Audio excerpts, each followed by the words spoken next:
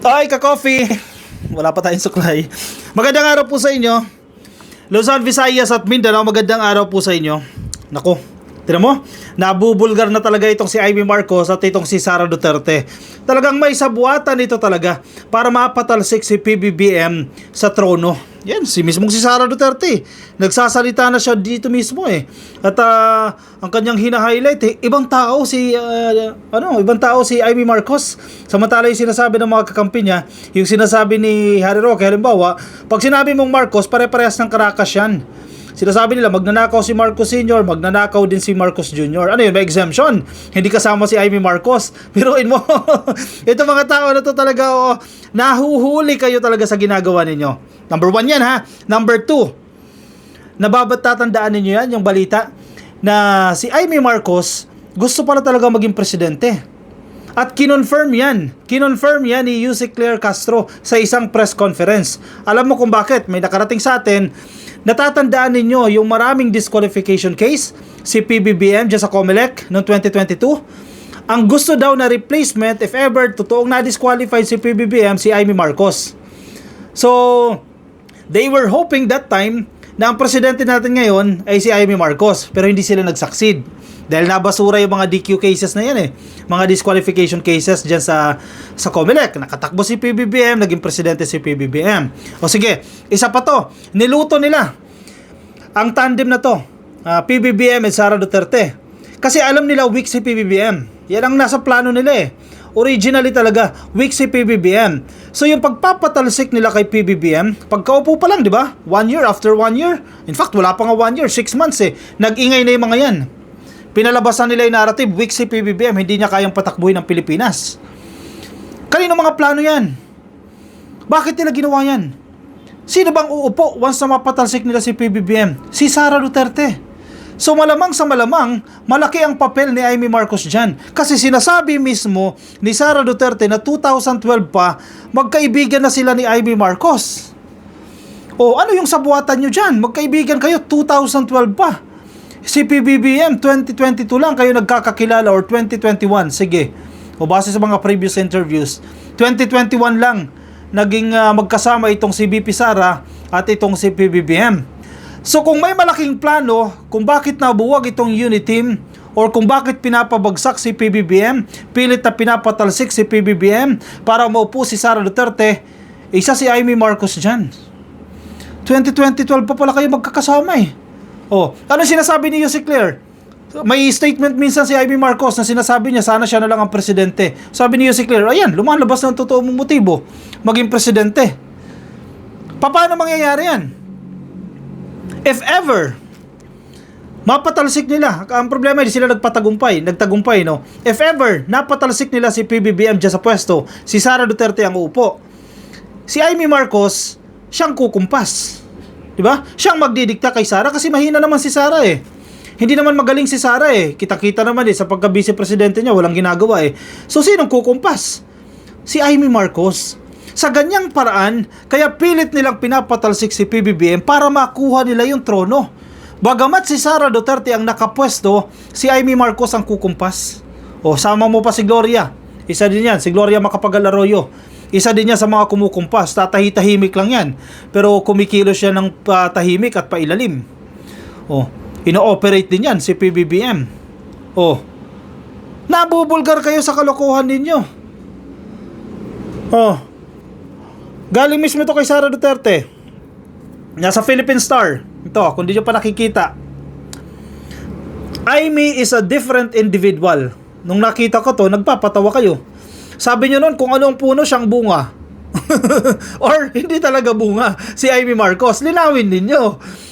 Kasi sinasabi ng side ninyo kung anong tatay siyang anak. Pag sinasabihan naman kayo na hindi talaga tunay na anak si Amy Marcos, nagagalit din kayo. Tapos, ano to? Siyang puno, siyang bunga. Di kung gano'n si Marcos Sr., tingin nyo magnanakaw, edi magnanakaw din tong si Amy Marcos. Bakit may exemption? Ano yung batas ninyo? Doesn't apply to Amy Marcos? Naglolokohan kayo dyan. Amy is a different individual. Sabi pa ni Roque, kung ang bunga ay kung ang puno ay mangga, ang bunga ay mangga, hindi santol. Oh, ano to? Exemption na naman to. Kayo talaga, oo. Vice President Sara Duterte defended her friendship with Senator Amy Marcos despite admitting that she regrets running with President Bongbong Marcos Jr. in 2022. Bakit? Bakit kayo nagsisisi? Dahil hindi nyo nagawa yung gusto ninyo. Mission failed kayo. Hindi nyo napatalsik si PBBM. Yun, sa pool. Sa pool kayo dyan. Ngayon, nagsisisi kayo. Yan ang narrative ninyo. Kailangan natin palabasin na tayo nagsisisi. Bakit tayo nakipag-tandem kay Marcos noong 2022? Nakakahiya. Kayo ang nakakahiya niyan. Nasa huli ang pagsisisi, ika nga, due diligence man lang, hindi kayo nag-aral. Hindi nyo man lang binackground check si PBBM. Mabilis mag-sorry ngayon, nagsisisi kayo ngayon. Para hindi kayo magmukhang masama. Kayo na perfect.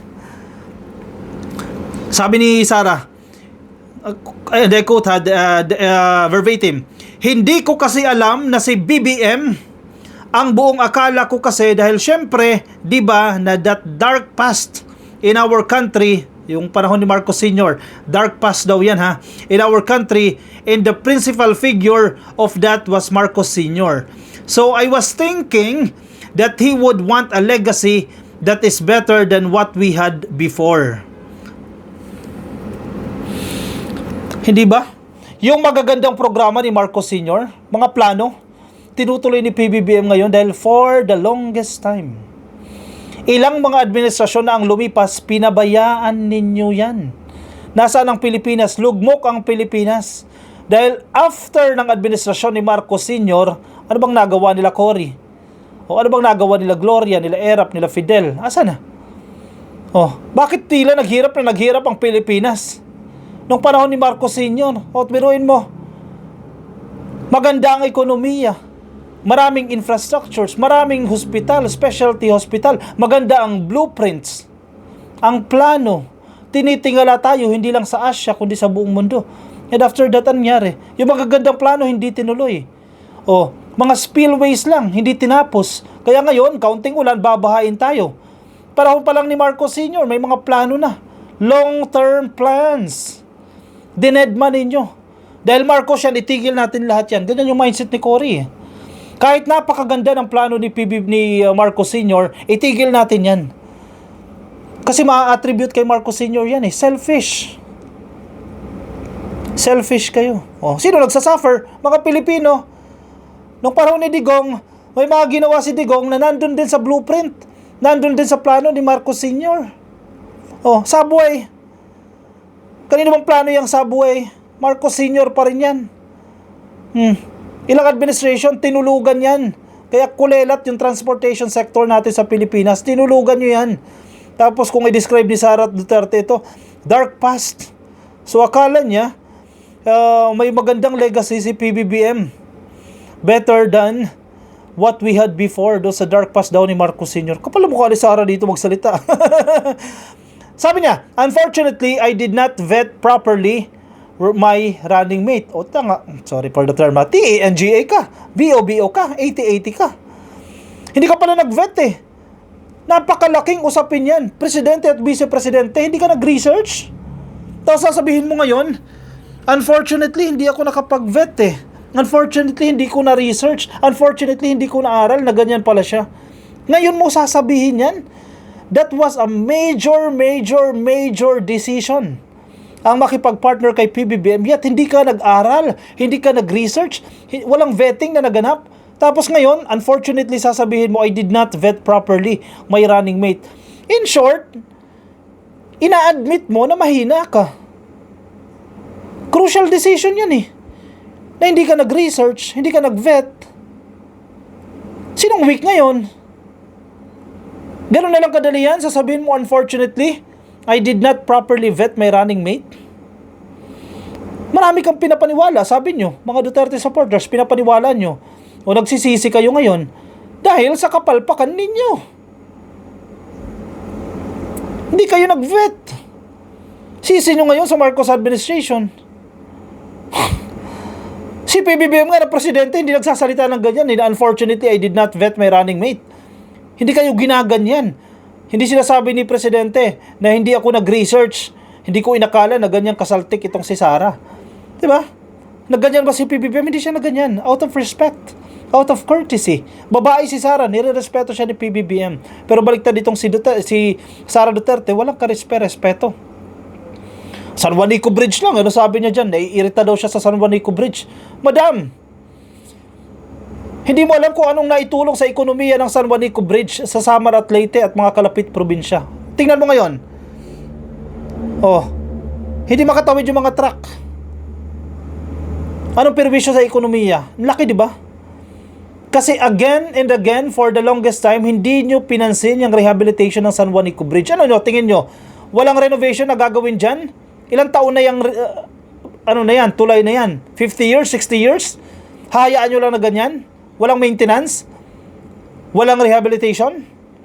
Tingin nyo, hindi yan babagsak? Ang building nga, ang condominium, 50 years eh. Ano pa yan? Tulay yan. May elemento pa ng dagat, ng tubig. Saltik kayo hindi kayo nag-iisip Tapos unfortunately, ang sasabihin ninyo, mga DDS, niloko kayo ni Sara. Pinaniwala kayo na si PBBM ay magaling na presidente, yung pala hindi. Sabi niya, naniwala naman kayo. Nagpauto kayo kay Sara Duterte. Tapos ngayon, nagpapauto na naman kayo. Kung ang tingin ninyo, ang pagkakapanalo ni PBBM ay major mistake, sino nag-cause ng major mistake na yan? Si Sara Duterte. Am I making sense? Yung tao na nag-cause ng major mistake sa inyo na kinakagalit ninyo, pinaniniwalaan nyo pa rin ngayon. Di ba dapat hindi? I-call out ninyo kasi nagkamali siya. Pinaniwala kayo na si Marcos ay magaling na presidente. Ngayon, iniidolo nyo pa rin. Niloko na nga kayo, pinahamak na nga kayo eh. Tapos ngayon, Sara pa rin kayo. Nako, isip kayo dyan. Yan ang sinabi ni Sara Duterte. Sara po ng mga OFW dyan sa Melbourne, sa Australia, na ayaw nga ng mga tao na nandiyan siya. For Duterte, Amy is different from her brother, adding that they have been friends since 2012. So, since 2012 pa pala kayo nagpaplano dyan. Ano mga plano pinaggagawa ninyo dyan? Para sa administrasyon, para sa presidente. Mukhang marami-rami kayong plano. Baka yung 2028, part ng plano ninyo yan Duterte Marcos sa 2028. Si Sara Duterte, presidente. Amy Marcos, vice-presidente. Mga DDS, hindi nga solid Hindi nga kayo magkasundo dyan Si Panelo lang sinasabi, bakit si Marcos ipapasok mo dyan? Dapat si Robin Padilla. Diba? Hindi kayo magkasundo. Mga vloggers yun lang ngayon, nag-aaway-aaway na. Hindi na rin kayo magkasundo-sundo dyan. O kayo nagsisiraan, di ba? Walang kayo may problema dyan. Sabi ni Sara, I'm sure you have doubts about the Marcos already. But you know, Senator Amy Marcos is a different individual altogether. And she is the one who has been my friend since 2012, sabi ni Sara Duterte. Wow. Ano mga planong ginagawa ninyo? Si Amy Marcos, kaya nagkakaganyan yan, kasi hindi siya nakakaporma. Kasi pangarap niya nga maging presidente Kahit hindi sa title, siya ba magdidikta, hindi siya nakakaporma. Kasi ngayon, hindi siya makalapit kay PBBM. Kasi alam yung motibo niya. Andiyan dyan si FL Liza Marcos. Hindi siya makadikit dyan. Matalino si FL Alam niya kung sino yung nanloloko sa asawa niya. Alam niya kung ano yung motibo ng mga taong dumidikit sa asawa niya. Grounded kayo dyan, di kayo makalapit. Kasi masama yung intention ninyo. Kumbaga si FL may radar yan nadidetect niya. Teka, ito mukhang personal interest ito Mukhang ipapahamak nito ang asawa ko. Sa tingin mo, asawa ka, first lady ka, hahayaan mo na bumagsak yung asawa mo? Definitely hindi. Susuportahan mo yung asawa mo. Sasabihin mo sa kanya kung sino yung threat dyan. Kung sino yung may masamang motibo. Masama ba yun? Asawa mo yun Susuportahan mo yun, asawa mo yun. Anyari sa inyo? Di ba? Sino nakakahiya? Kayo din. Sunod-sunod karma nyo. Kasi kagagawa nyo rin. Di ba? Karma is real.